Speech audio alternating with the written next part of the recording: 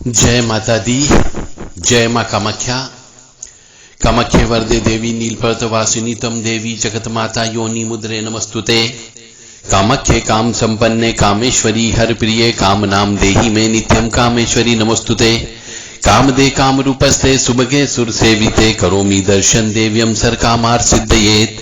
ओम महेशानी महामाये चामुंडे मुंड मालिनी आयु आरोग्य ऐश्वर्य देहि में देवी परमेश्वरी। ओम जयंती मंगला काली भद्रकाली कपालिनी दुर्गा क्षमा शिवा धात्री स्वाहा सदा नमस्तुते।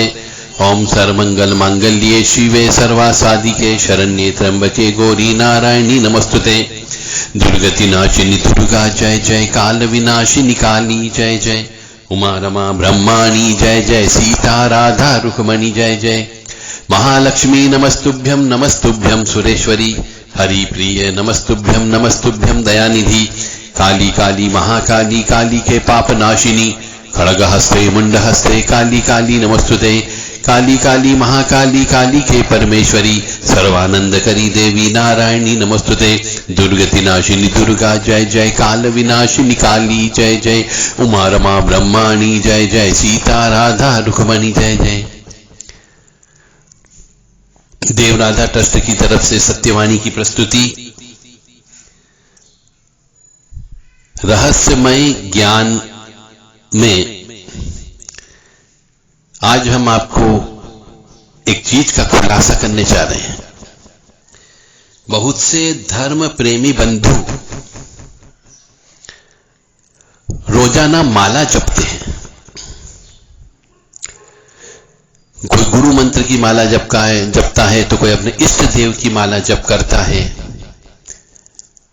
या फिर कोई अपनी मर्जी के अनुसार जो उसको समझ में आता है कि ये कष्ट आ रहा था नवग्रह की माला जप करने लगता है। और कई बार इन माला जप करने का रिजल्ट आपको प्राप्त नहीं होता है।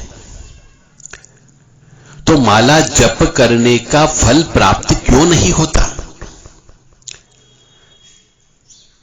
क्योंकि आपने एक तो गुरु नहीं बनाया हुआ। सबसे बड़ी गलती होती है गुरु नहीं बनाना।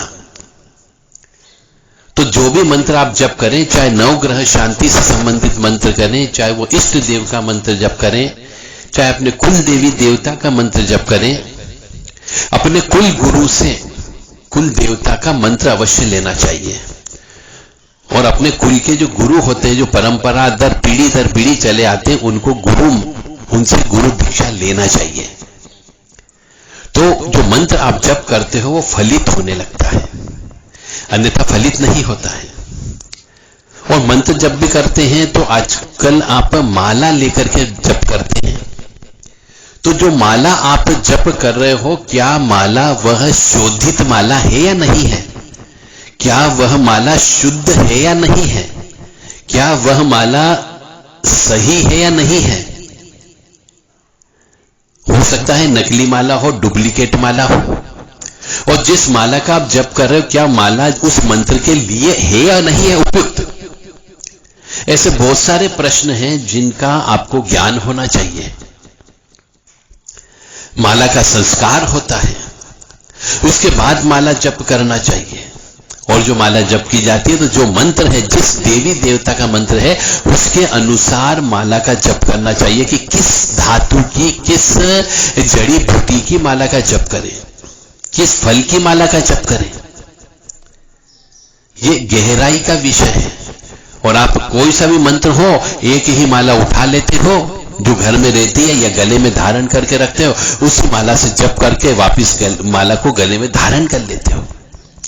उस माला का कोई संस्कार नहीं होता है। आप किसी तीर्थ यात्रा पर जाते हैं, वहां से 2-3 माला खरीद लाते हैं, गले में धारण कर लेते हैं, उसी माला से जप करना प्रारंभ कर देते हो। पर ऐसा नहीं होता है। माला जप करने का और संस्कारित माला का कुछ विशेष महत्व होता है। और जो माला आप जप करते हो, उस माला का फल इसीलिए प्राप्त नहीं होता है कि एक तो उसको माला संस्कार नहीं किया हुआ होता है। माला में सुमेरु नहीं होता है। कई बार माला में हर जो बीज में जो कहना चाहिए आपका मोती होता है, उसके बीच में गठान होना चाहिए। और माला जो है गुरु से प्राप्त की जाए तो बहुत अच्छी बात होती है। तो माला का संस्कार होगा तो ही आप जो माला जप कर रहे हो उसका फल की प्राप्ति होती है, अन्यथा फल की प्राप्ति नहीं मिलती है। इसलिए भी कई बार आप भगवान के सामने बैठ के माला का जप करते हैं, दीपक लगा करके जप करते हैं, पर फल की प्राप्ति बिल्कुल भी नहीं होती है। उसके पीछे का कारण यही होता है। तो माला का विशेष तरीके से प्राण प्रतिष्ठा भी होती है। जैसे मूर्ति की प्राण प्रतिष्ठा होती है, ऐसे माला की भी प्राण प्रतिष्ठा होती है और उसका संक्षिप्त हवन भी होता है। रोग नाश करने के लिए कौन सी माला का जप करना चाहिए, धन प्राप्ति करने के लिए कौन सी माला से जप करना चाहिए, शत्रु नाश करने के लिए कौन सी माला से जप करना चाहिए, वाक सिद्धि के लिए कौन सी माला से जप करना चाहिए, वशीकरण करने के लिए अलग माला का प्रयोग होता है, लंबी उम्र प्राप्त करने के लिए अलग माला का प्रयोग होता है, दीर्घायु के लिए अलग माला का प्रयोग होता है, लक्ष्मी प्राप्ति के लिए अलग माला का प्रयोग होता है। इस प्रकार अलग अलग कार्य के लिए अलग अलग माला से जप करना पड़ता है और अलग अलग देवी देवता का अलग अलग माला होती है। इन सब का ज्ञान आपको होना चाहिए। यदि यह सब ज्ञान गहराई से आप यदि जानना चाहते हो, लेना चाहते हो, तो आप हमारे पास से प्राण प्रतिष्ठा संस्कार कैसे करें, जप माला की व घर की मूर्तियों की, क्योंकि घर पे भी आप मूर्तियों की पूजा करते हो। किसी भी तीज त्योहार के दिन उनकी मूर्ति लेकर के आ जाते हो। जैसे हनुमान जयंती के दिन बहुत से मनुष्य हनुमान जी की मूर्ति ले आते हैं, कृष्ण जन्माष्टमी के दिन ठाकुर जी को लेकर के आ जाते हैं, नवरात्रि में दुर्गा माँ को खरीद लेकर के आ जाते हो। परंतु ऐसे लेकर के आने से उसकी पूजन अर्चन में जो फल प्राप्त होना चाहिए पूर्ण फल की प्राप्ति नहीं होती है। और इसी प्रकार से आप माला भी खरीद लेकर के आ जाते हो। किसी तीर्थ यात्रा पे गए, वहां से माला खरीद ली, तीर्थ यात्रा पे गए, यूं मान लो आप किसी ज्योतिर्लिंग के दर्शन करने के लिए गए तो वहां से आपने भोलेनाथ खरीद लिए, क्योंकि वहां तो मिलते ही हैं।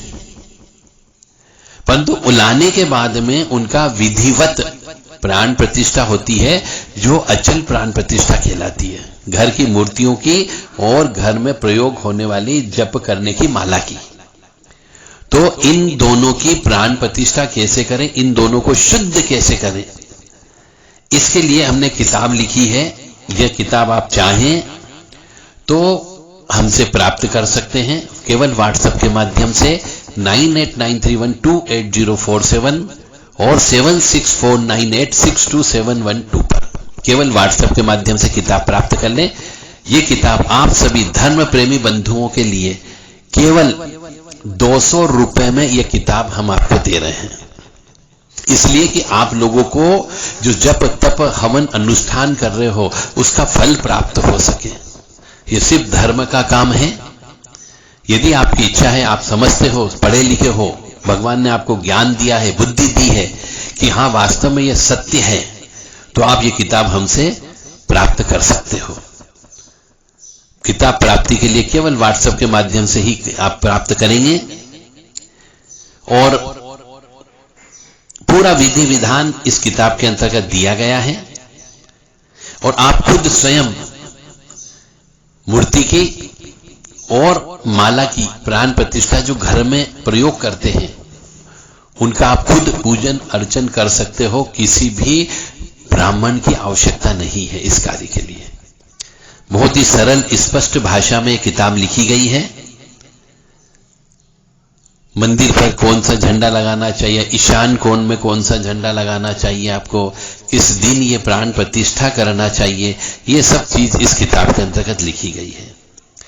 तो आप धर्म का भी काम यदि कर रहे हो, भगवान को पूजते भी हो, माला का जप भी करते हो, तो क्यों न विधि विधान से किया जाए। जिस प्रकार से यह मनुष्य शरीर है, इस मनुष्य शरीर के भी कुछ नियम है कि इसको 2 समय भोजन चाहिए, रोज स्नान चाहिए और रोज 6 से 8 घंटे इस शरीर को रेस्ट के लिए नींद चाहिए। एक सिस्टम है, तभी यह शरीर आपका स्वच्छ रहता है, स्वस्थ रहता है और आप रोजाना कार्य कर पाते हो। इसी प्रकार से जब भी आप कोई पूजा पाठ भी करें तो हर चीज के एक नियम बनाए गए हैं, उन नियमों का पालन करो। तो यदि आप माला जप करते हो रोजाना और इष्ट की कृपा प्राप्त करना चाहते हो, अपने कुल देवी देवता की कृपा प्राप्त करना चाहते हो, तो फिर उसके लिए विधि विधान से माला संस्कार करें और उस माला का ही जीवन में प्रयोग करें, तो आपको और आपके परिवार को खुशियां प्राप्त होगी। मेरा धर्म था आपको ज्ञान देना। यह ज्ञान लेना या नहीं लेना आपके स्वविवेक पर निर्भर करता है। मैं एक ही चीज बार बार कहता हूं, भगवान ने आपको बुद्धि दी है, ज्ञान दिया है, विवेक दिया है, पागल नहीं बनाया है। तो आप पागल मत बनो और विधि विधान से नियमानुसार हर काम करो धर्म का, ताकि आप जो पूजन अर्चन अनुष्ठान जो भी करते हो वह सब सफल हो सके और आपको उसका फायदा मिल सके। जय माता दी, जय मां कामाख्या। मां भगवती जगत जननी आपको स्वस्थ रखे, सुखी रखे, प्रसन्न रखे और यश दे, कीर्ति दे, मान सम्मान दे, ऐसी कामना हम मां जगत जननी से करते हैं। जय माता दी, जय मां कामाख्या। दुर्गति नाशिनी दुर्गा जय जय, काल विनाशिनी काली जय जय, उमा रमा ब्रह्माणी जय जय, सीता राधा रुक्मणी जय जय। दुर्गति नाशिनी दुर्गा जय जय, काल विनाशिनी काली जय जय, उमा रमा ब्रह्माणी जय जय, सीता राधा रुक्मणी जय जय। इस मंत्र का भी आप रोजाना जप करें। यदि आपके पास शुद्ध की हुई, प्राण प्रतिष्ठित की हुई माला नहीं हो तो माला भी आप हमसे प्राप्त कर सकते हैं। जय माता दी, जय मां कामाख्या।